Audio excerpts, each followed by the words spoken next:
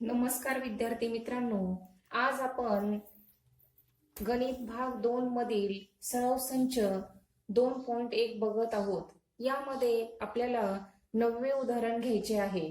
तर येथे 9व्या उदाहरणामध्ये काय दिलंय ते बघू. आकृतीमध्ये यम हा बाजू QR चा मध्यबिंदू आहे. आता येथे आकृती बघून घ्या. आकृतीमध्ये बघा, यम हा काय दिलेला आहे, बाजू QR चा मध्यबिंदू आहे. तर येथे आपल्याला PRQ हा काय दिलेला आहे, 90 अंश दिलेला आहे. असेल तर सिद्ध करा. काय सिद्ध करायचंय बघा, PQ वर्ग बरोबर 4PM वर्ग वजा 3PR वर्ग हे आपल्याला काय करायचंय, सिद्ध करून दाखवायचं आहे. तर येथे आपण अगोदर काय केलंय, थोडीशी माहिती लिहून घेतली. तर ती माहिती कशी आली ते आपण बघू. तर येथे बघा, समजा त्रिकोण PRQ हा काटकोन त्रिकोण आहे. तर हा जो त्रिकोण आहे हा काय आहे, काटकोन त्रिकोण आहे.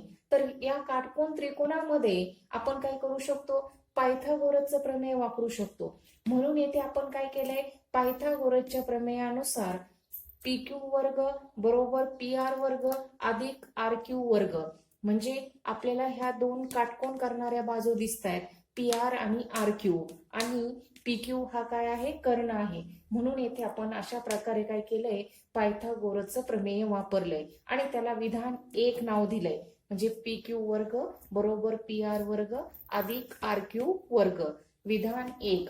तसेच आता पुढे आणखी दुसरा एक त्रिकोण बघतोय आपण. तर तो कोणता आहे, PRM. म्हणजे आपण पहिलं काय केलं होतं, PRQ घेतला होता.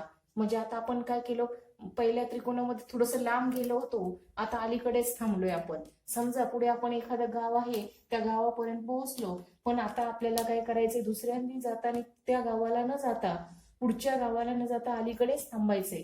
म्हणजे दुसऱ्या वेळेस काय करायचंय, आपल्याला अलीकडच्या गावापर्यंतच जायचंय. म्हणून आपण काय केलंय ते बघा, हा त्रिकोण घेतलाय PRM. मग आता या काटकोन त्रिकोणामध्ये पायथागोरसच्या प्रमेयावरून येथे देखील आपल्याला पायथागोरसचं प्रमेय वापरता येईल. कारण का येथे PRM म्हणजे R काय आहे, 90 अंश आहे. त्यामुळे आपण इथे पायथागोरसचं प्रमेय वापरू शकतो. म्हणून आपण इथे काय केलं बघा, येथे देखील PM वर्ग, म्हणजे येथे आपल्याला काय काय करावं लागेल, PM बरोबर PR वर्ग अधिक RM वर्ग. म्हणजे येथे देखील आपल्याला का सूत्राप्रमाणे म्हणजे पायथागोरसच्या प्रमेयानुसार येथे आपल्याला पायथागोरसचं प्रमेय वापरून घ्यावं लागेल. तर आता येथे बघा, म्हणजे PM वर्ग म्हणजेच काय, कर्ण वर्ग. कर्ण वर्ग बरोबर उरलेल्या दोन ज्या बाजू आहेत त्यांचा वर्ग करायचा आणि त्यांची बेरीज करायची. म्हणजे उरलेल्या दोन काटकोन करणाऱ्या बाजू कोणत्या आहेत, PR, आणि दुसरी कोणती आहे, RM. अशा प्रकारे येथे आपण त्यांचा वर्ग करून बेरीज दाखवली आहे उजव्या साईडला. तर आता आपल्याला काय करायचंय बघा, येथे आपल्याला एक महत्वाचा पॉइंट इथे लक्षात घ्यायचा आहे की RQ बरोबर, म्हणजे RQ हा काय झालेला आहे बघा, तर दोन भागामध्ये त्याचं विभाजन झालंय. म्हणजे आपल्याला येथे काय करता येईल, RM किंवा QM या दोन्ही पैकी एक घेऊन सांगता येईल येथे की, म्हणून किंवा इथे बट पण म्हणू शकता, परंतु RQ बरोबर आपल्याला काय घेता येईल, 2 RM घेता येईल. इथे RM घेतोय कारण का आपल्याला येथे पहिल्या किंवा दुसऱ्या उदाहरणामध्ये काय पाहिजे, आपल्याला का त्याच्यातला एक घटक पाहिजे. QM इथे दिसत नाही, म्हणून आपल्याला तो घेता येणार नाही. काय करावं लागेल, इथे RMच घ्यावा लागेल. म्हणून आपण इथे काय केलंय, RM घेतलाय. तर बघा, एक लक्षात घ्या, RQ बरोबर 2 RM, म्हणजे त्याचं दोन भागामध्ये विभाजन झालंय RQचं, म्हणून येथे हे 2 आलेले आहेत, हे लक्षात घ्या. आणि RM आणि MQ हे सारखेच असल्यामुळं त्यांच्यापैकी कुणाला तरी येथे उचलून आणायचे, तर हे लक्षात घ्या. तर आपल्याला येथे QM वरच्या पहिल्या उदाहरणात पण नाही आणि दुसऱ्या नाही, पण RM आहे म्हणून आपण येथे RM चॉईस केला, हे लक्षात घ्या. तर मग आता अशा प्रकारे आपल्याला येथे RQ बरोबर 2 RM मिळाले. तर हे कसे मिळाले हे पण तुम्ही इथे कारण देऊ शकता. M हा काय आहे, RQचा मध्यबिंदू आहे. आपल्याला वरती याच्यामध्ये दिलं होतं बघा, म्हणजे उदाहरणामध्ये दिलेलं आहे, पहिलीच ओळ आहे, स्टार्टिंगच म्हणजे सुरुवातच तशी झालेली आहे की M हा काय आहे, बाजू QR चा मध्यबिंदू आहे. म्हणून आपण इथे काय करू शकतो का आपल्याला डायरेक्ट असं पण लिहिता येईल का हे लिनियर आहेत ते कारण म्हणजेच अशा पद्धतीने पण आपण मांडू शकतो R dash M dash Q किंवा तुम्ही ते कारण लिहिलं तरी चालेल. म्हणजे यम हा काय आहे आर क्यूच्या मध्ये आहे याच्यावरून पण आपल्या लक्षात येतं. किंवा तुम्हाला लेखी जर येथे कारण द्यायचं असेल तर तुम्ही यम हा बाजू क्यू आरचा मध्यबिंदू आहे हे देखील लिहू शकता. मग अशा प्रकारे हे मी थोडं शॉर्टकट मध्ये लिहिलं म्हणजे आर एम क्यू याच्यातून सुद्धा तेच सिद्ध होतं. तर आता इथे बघा दोन हे काय आहेत आर एम ला गुणिले तिकडे येताना काय होतील ते भागिले म्हणजे आपल्याला इथे आर एम ची किंमत मिळेल. आर एम ची किंमत काय मिळाली इथे बघा 1/2 गुणिले पी क्यू 1/2 गुणिले पी क्यू 2 तिकडे गुणिले इकडे येताना काय झाले भागिले आणि आपण लगेच बाजू बदलून घेतली इकडची बाजू तिकडे नेली तिकडची बाजू इकडे आणली हे लक्षात घ्या. बऱ्याचदा मुलांना ह्या स्टेप मध्ये कन्फ्युज होतं की ह्या डाव्या साईडची बाजू उजव्या साईडला कशी गेली आणि उजव्या साईडची डाव्या साईडला कशी आली. तर येथे ही जी क्रिया झालेली आहे ही क्रिया फक्त तिकडे मांडायची असते बाकी काही नसतं. तर आणि डावी बाजू इकडे म्हणजे उजवी बाजू डाव्या बाजूच्या जागेवर येते एवढंच लक्षात ठेवा. तर आता इथे बघा आपल्याला आर एम बरोबर 1/2 आर क्यू मिळालंय तर आपण याला काय नाव देऊ विधान 3 नाव देऊ. तर ही जी किंमत आहे ही किंमत आपल्याला काय करता येईल विधान 2 मध्ये ठेवता येईल कारण 2 मध्ये काय आहे आर एम आपल्याकडे आहे म्हणून आपण येथे म्हणू शकतो का पीएम वर्ग बरोबर येथे काय करता येईल आपल्याला पीएम वर्ग बरोबर पी आर वर्ग पी आर जसाची तसाच ठेवायचा आहे कारण आपल्याला किंमत कुठे टाकायची आहे आर एम वर्गच्या जागेवर टाकायची म्हणजे येथे काय करता येईल आपल्याला 1/2 आर क्यू घेऊन कंस घेऊन टोटल त्याचा कंसाचा वर्ग घ्यावा लागेल. मग अशा प्रकारे आपण इथे काय केलंय का ही जी किंमत आहे ती कुठून टाकली 3 वरून टाकली म्हणजेच येथे विधान 3 वरून ही किंमत भरली. मग आपण इथे डायरेक्टली म्हणू शकतो 3 वरून असं म्हटलं तरी चालेल. किंवा तुम्हाला जर आणखीन डीप मध्ये याच्यामध्ये पाहिजे असेल तर तुम्ही आणखी असं पण लिहू शकता. म्हणजे आता काय केलंय आपण ही 3 ची किंमत विधान 3 ची किंमत 2 मध्ये ठेवली असं पण तुम्ही सांगू शकता किंवा डायरेक्टली इथे 3 वरून घेतलं तरी ते सहज समजेल कारण आर एमच्या जागेवर फक्त आपण ही किंमत काय केलेली आहे ठेवलेली आहे. मग अशा प्रकारे आता आपल्याला इथे काय करता येईल यांचा वर्ग करून घेता येईल म्हणजे आपल्याला पीएम वर्ग जसा तसाच ठेवावा लागेल इकडे वर्ग करण्याची आवश्यकता नाही कारण तिथे संख्या वगैरे नाही त्याच्यामुळे आपल्याला तिथे वर्ग करता येणार नाही आणि इकडे पी आर वर्ग देखील जसाच तसाच ठेवावा लागेल परंतु येथे आपल्याला काय झालेलं आहे 1/2 आलेले आहेत म्हणून आपण इथे काय करू शकतो की 1/2 म्हणजे 1 चा वर्ग 1च होतो आणि 2 चा वर्ग काय होतो 4 होतो म्हणून इथे काय येतील 4 आर क्यू वर्ग काय 4 आर क्यू वर्ग. मग अशा प्रकारे आपल्याला येथे काय झालंय का 1/4 आर क्यू वर्ग मिळाले या जागेवर 1 चा वर्ग 1 2 चा वर्ग किती आला 4 आला.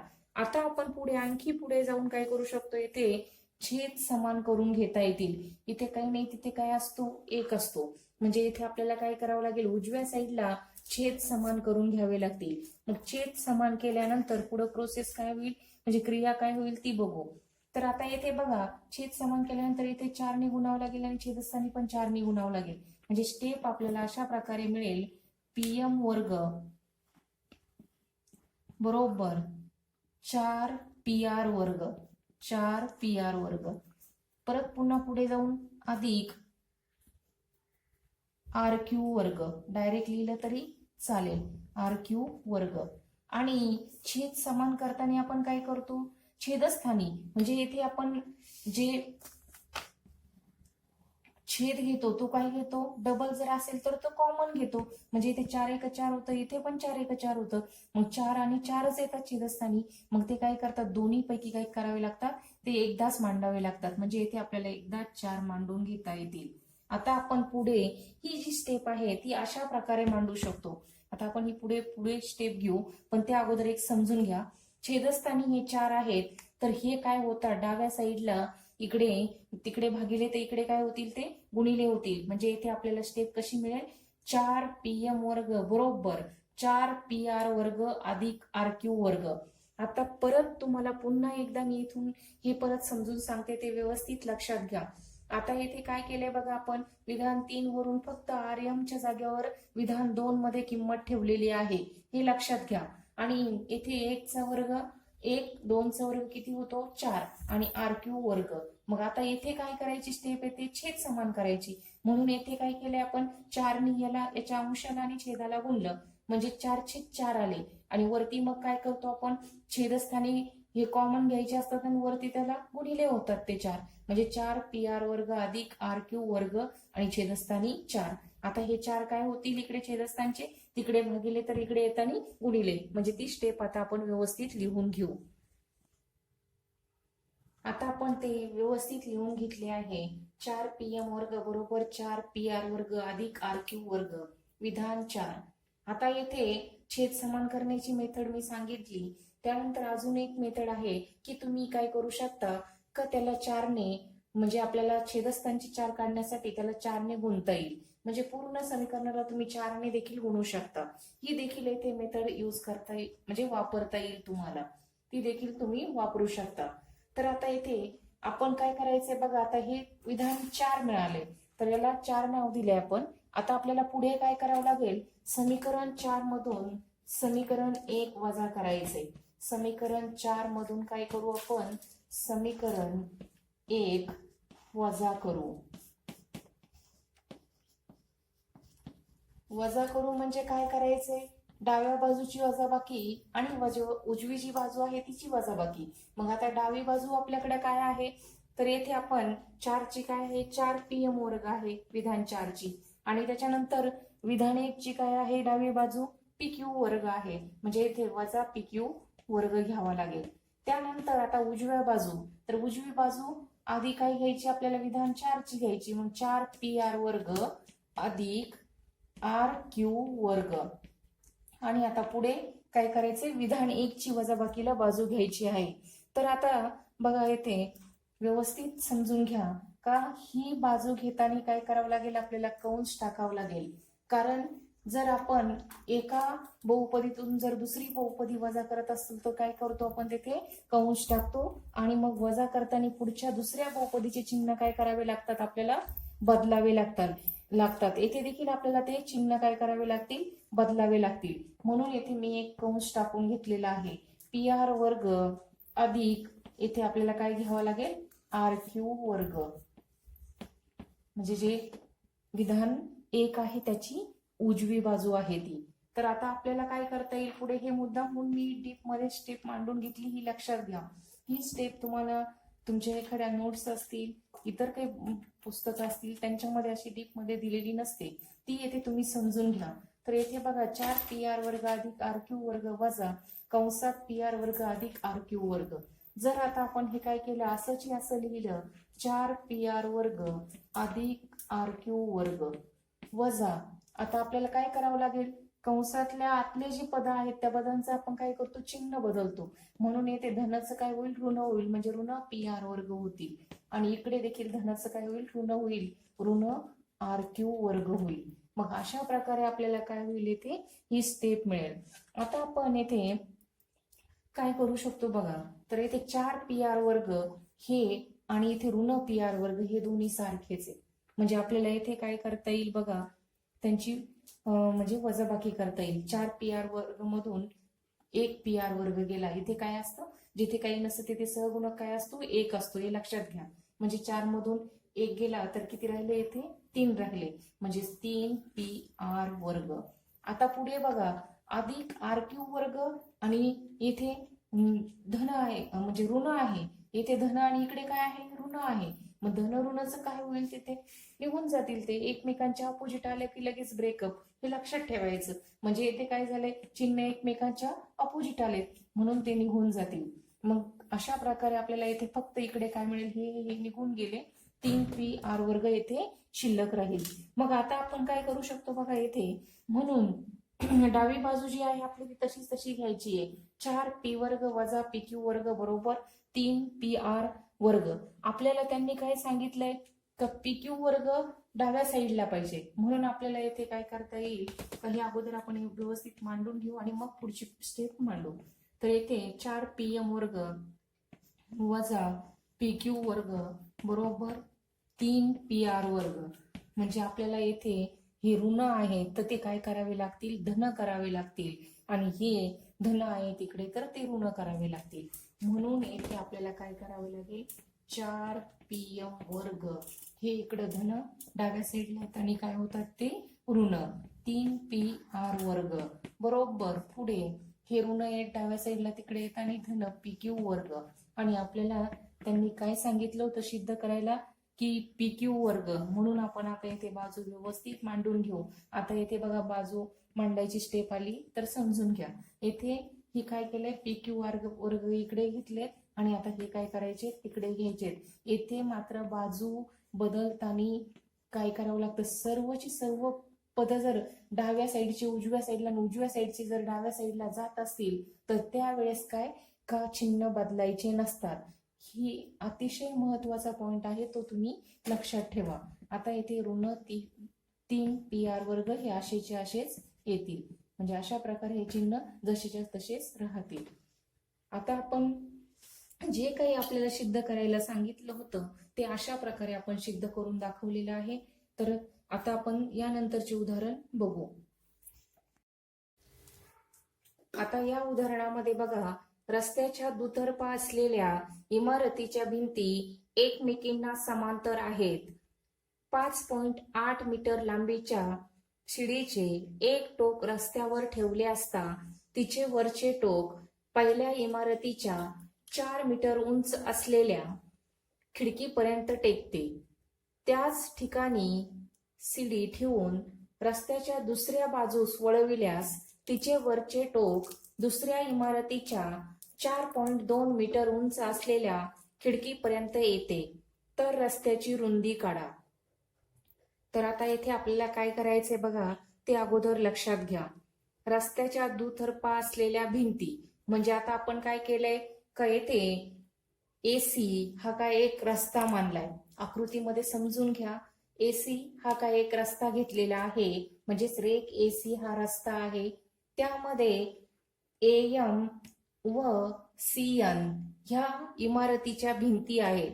म्हणजे इकडची एक इमारत आहे आणि तिकडची एक इमारत आहे. मग अशा प्रकारे या काय आहेत, इमारतीच्या दोन भिंती आहेत. त्यानंतर बी या ठिकाणी आपण काय केलंय, शिडी उभी केलेली आहे.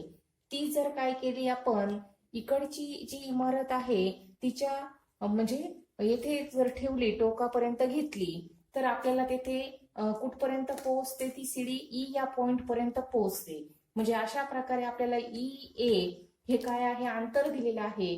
तर ते किती आहे, 4 मीटर. म्हणजे पहिल्या इमारतीची उंची किती दिलेली आहे आपल्याला तेथे, 4 मीटर. मग जर आपण काय केलं, बी या पॉइंटवर म्हणजे बी हा पॉइंट काय घेतलाय, शिडी ठेवलेली जागा घेतली. म्हणून इथून जर आपण काय केलं, ह्या इमारतीपर्यंत जर ती शिडी नेली म्हणजे तिच्या टोकापर्यंत, तर आपल्याला काय का ती तिच्या उंचीपर्यंत पोहोचते. मग ती पोहोचल्यानंतर तिथे आपल्याला बघा एई म्हणजे ही काय झाली, 4 मीटर आपल्याला उंची दिलेली आहे. म्हणजे ही इमारतीच्या म्हणजे उंची आहे ती. तर आता अशा प्रकारे हीच शिडी जर आपण पलीकडच्या इमारतीला जर हे केली तर तिथे आपल्याला काय दिलंय बघा, ते लक्षात घ्या. म्हणजे शिडीची लांबी दिलेली आहे 5.8, इकडे जेवढी असेल तेवढीच तिकडे असेल. मग ती देखील आता इथे दुसऱ्या इमारतीची काय दिले आपल्याला, वळवल्यास तिचे वरचे टोक दुसऱ्या इमारतीच्या 4.2 मीटर उंच असलेल्या, म्हणजे इकडच्या इमारतीपेक्षा तिकडची इमारत कशी आहे, थोडीशी उंच आहे. 2 म्हणजे 0.2 मीटरनी, म्हणजे 0.2 मीटरनी ती कशी आहे, थोडीशी उंच आहे. म्हणजे 4.2 मीटर उंच असलेल्या खिडकीपर्यंत काय होते, ती पोहोचते. येथे आपल्याला काय दिलंय का, पहिल्या याच्यामध्ये इमारतीच्या भिंती एकमेकींना समांतर आहेत.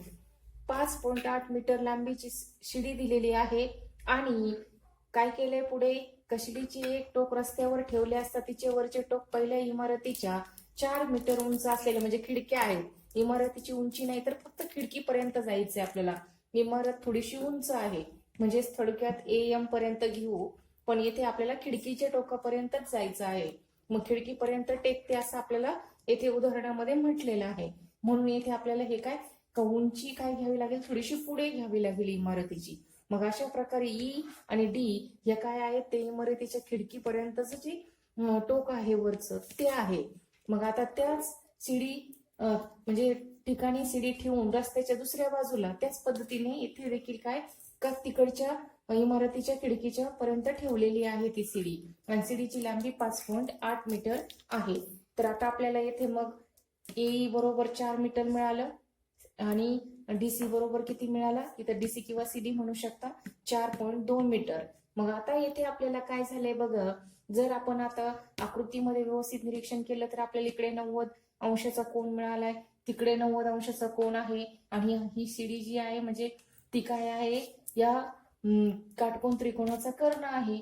मग अशा प्रकारे आता आपल्याला इथे त्यांनी काय विचारलंय का रस्त्याची रुंदी काढायची. मग आपल्याला इथे काय करावं लागेल, पायथागोरसचं प्रमेय वापरावं लागेल. तर पायथागोरसचं प्रमेय आपल्याला ह्या त्रिकोणासाठी सेपरेट वापरावं लागेल आणि पुढच्या त्रिकोणासाठी म्हणजे 2 त्रिकोण तयार होतात, त्याच्यामुळे दोन्ही त्रिकोणासाठी पायथागोरसचं प्रमेय येथे आपल्याला वापरावं लागेल.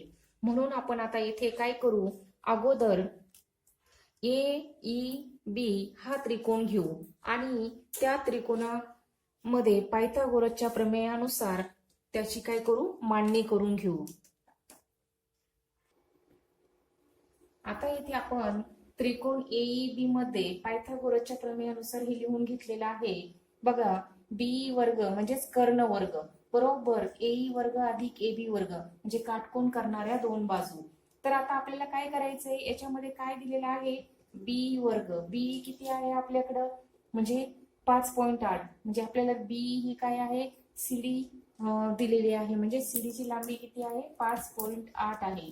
तर तिचा वर्ग घ्यायचा आहे. आणि ए आपल्याला किती दिलेले आहे तर 4 आहे म्हणजे इथे 4चा वर्ग घ्यावा लागेल अधिक ए बी वर्ग. आता आपल्याला यांची वर्ग करून घ्यायचे. तर 5.8चा वर्ग काय येतो, तुमच्या आता पाठ झाला असेल म्हणजे पाठ म्हणण्यापेक्षा तुम्हाला पटकन काढता येत असेल, मी जी काही मेथड शिकवली त्या मेथडनी 8 काय होईल, ते 64 होईल. 4 येतील, हातचे 6 आले, 5 8 40 आणि 40ची दुप्पट 80 आणि त्याच्यामध्ये 6 मिळवले 86 आणि 5 5 25 आणि त्याच्यामध्ये काय मिळवायचे 8 म्हणजे किती झाले 33. अशा प्रकारे याचा तोंडीच वर्ग आपण इथे केलाय. बरोबर 4चा वर्ग काय येतो 16 अधिक ए बी वर्ग. 4चा वर्ग तर अतिशय सोपा आहे. आता येथे बघा, हे जे 16 आहेत ते काय आहेत, तिकडे धन आहे, तिकडे येताना काय होतील ऋण आणि इथे लगेच आपण बाजू बदलून घेऊ. ए बी वर्ग 33.64 वजा 16.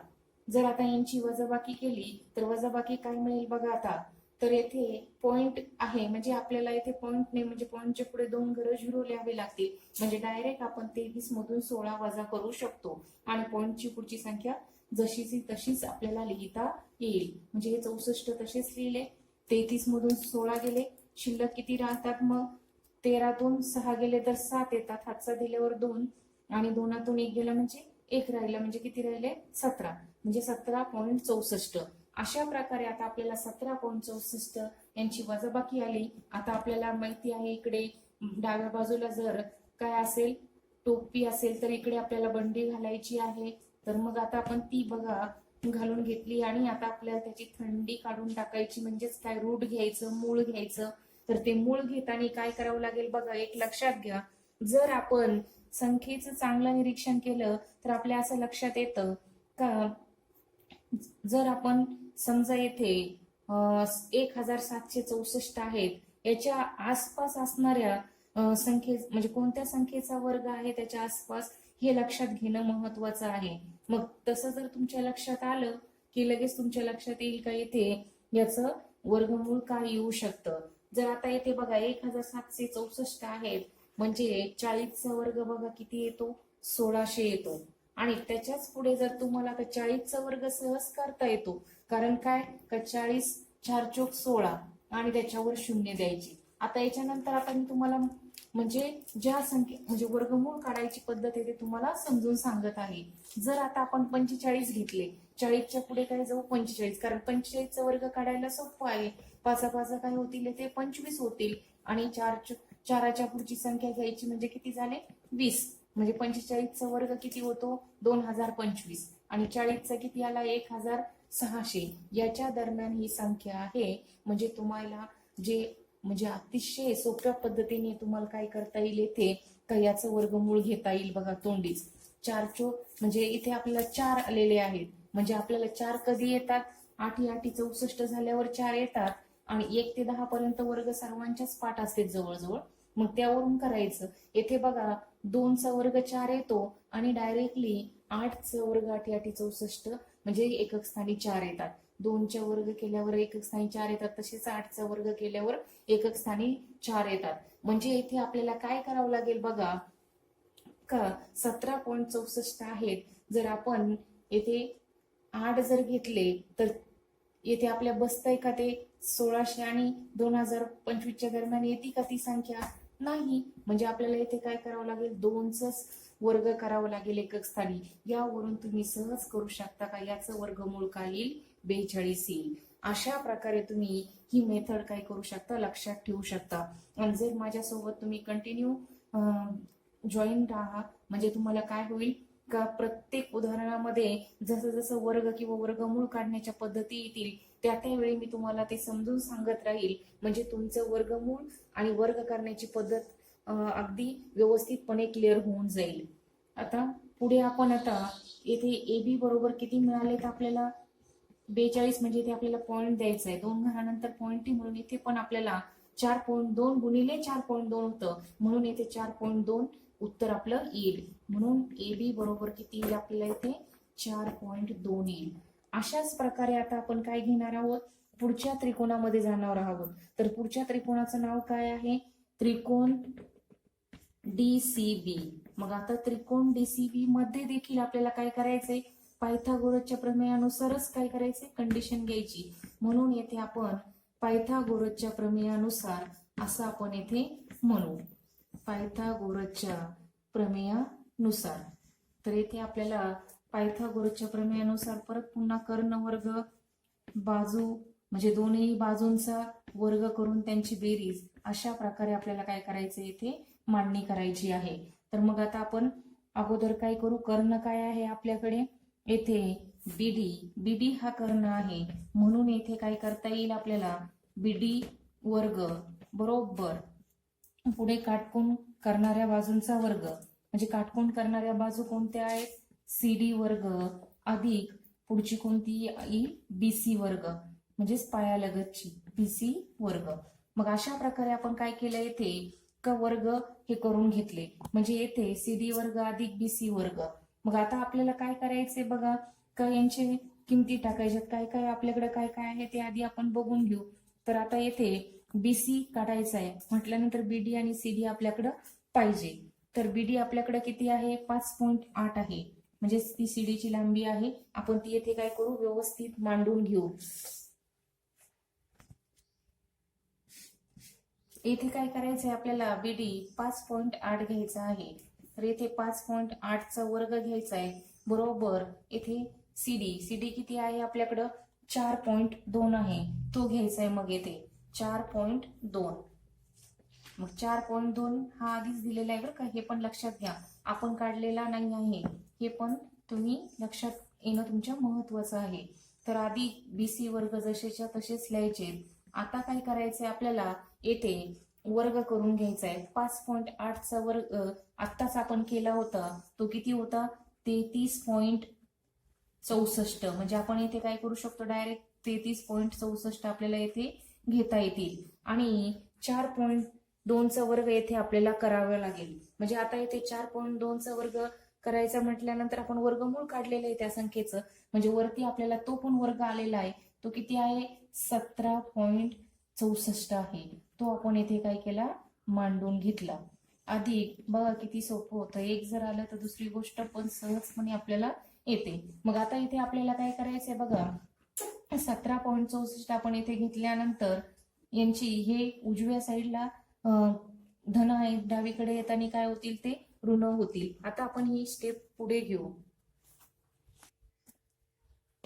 म्हणून येथे आता आपण काय करू BC वर्ग बरोबर, आता आपल्याला काय करायचंय का, जे 33.64 आहेत त्यामधून काय करायचंय, 17.64 हे काय करायचे, वजा करायचे.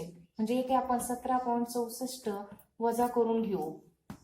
तर आता आपण यांची वजाबाकी करताना बघा काय होईल का, 64 हे निघून जातील.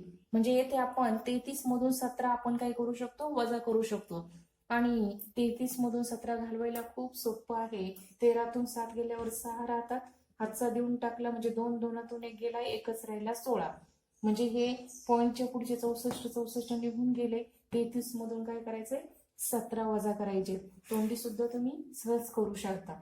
आता इथे काय करायचंय आपल्याला, का वर्ग मूळ घ्यायचंय, दोनही बाजूंचं वर्गमूळ घ्यायचं, किंवा इकडची टोपी काढून तिकडे त्याला काय करायचं, एक मंडी घालायची.